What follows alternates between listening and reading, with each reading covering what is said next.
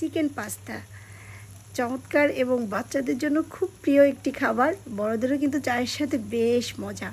তো এই মজাদার একটি রেসিপি নিয়ে চলে এলাম আমি রুমাস রেসিপি RS থেকে। আসসালামু আলাইকুম। তো এই রেসিপিটা আমি যেভাবে করেছি সেটি এখন দেখাচ্ছি। আমি প্রথমে বুকের মাংস নিয়ে নিয়েছি চিকেনের। এটি আমি এখন সিদ্ধ করে ফেলবো। একটা কড়াইতে পানি দিয়ে আমি এটাকে সিদ্ধ করতে দিয়ে দিয়েছি। তো সিদ্ধটা হয়ে গেলে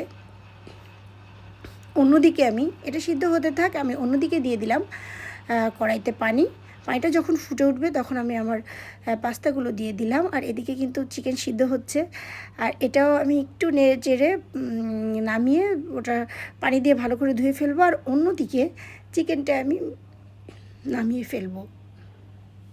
দেখতেই পাচ্ছেন আমি নামিয়ে ফেলেছি। আর এর ভিতর দিয়ে দিলাম একটা কড়াইতে আদা বাটা, পেঁয়াজ বাটা, রসুন বাটা দিয়ে আমি মশলাটাকে কষিয়ে নেব সুন্দরভাবে। মশলাটা যখন কষানো হয়ে যাবে তখন আমি এর ভিতর দিয়ে দেব একটু লবণ স্বাদ মতো। আর এর ভিতর যে প্যাকেটে একটা মশলা থাকে, সেই টেস্টিং সল্ট এরকমই একটা মশলা, সেটি দিয়ে দেব। আর আমি দিয়ে দিচ্ছি আমার চিকেনগুলো, যেগুলো আমি ঠান্ডা হলে হাত দিয়ে ছাড়িয়ে রেখেছিলাম, সেগুলোই দিয়ে দিলাম। দিয়ে আমি মশলার ভিতর ভালো করে কষাচ্ছি। এমনভাবে কষাতে হবে যাতে মাংসের ভিতর মশলাগুলো সুন্দরভাবে ঢুকে যায় এবং চমৎকার একটা ফ্লেভার আসছে কিন্তু আমি পাচ্ছি। তো আমি এর ভিতর দিয়ে দিলাম টমেটো সসটা দিয়ে আমি আবারও সুন্দরভাবে নেড়ে চেড়ে একদম পারফেক্টভাবে যেন মিশে যায় সেদিকে খেয়াল রাখতে হবে। এবং চমৎকারভাবে যখন এইটা হয়ে যাবে তখন আমি এর ভিতর দিয়ে দেবো কাঁচা মরিচটা ঝালটা স্বাদ মতো। কেউ যদি ঝাল আরেকটু বেশি খেতে চান সে মরিচের পরিমাণটা বাড়িয়ে দেবেন। এবং এটা দিয়ে নেড়ে চেড়ে দিয়ে দেবো আমি আমার পানি ঝরিয়ে রাখা পাস্তাগুলো। আমি এটাকে পানি দিয়ে ধুয়ে নিয়েছিলাম।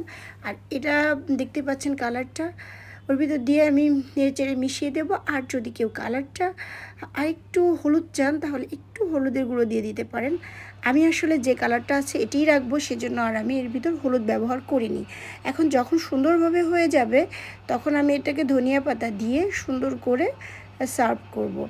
একদম ধনিয়া পাতা দিয়ে কিন্তু ভালোভাবে মেশাতে হবে যেন প্রত্যেকটা জায়গায় সুন্দরভাবে মিশে যায়, একদম ভালোভাবে পারফেক্টভাবে মিশে যায় সেটিই দেখতে হবে।